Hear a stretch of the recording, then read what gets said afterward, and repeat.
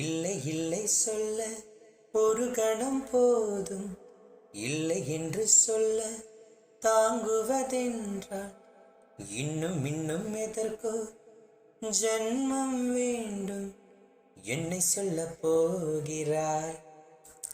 சந்தன தென்றலை ஜன்னல்கள் தண்டித்தாய், நியாயமா நியாயமா? காதலின் கேள்விக்கு கண்களின் பதில் என்ன? மௌனமா மௌனமா? அன்பே எந்தன் காதல் சொல்ல பொடியொன்று போதுமே, அதை நானும் மைப்பிக்கத்தானே ஒரு ஆயுள் வேண்டுமே.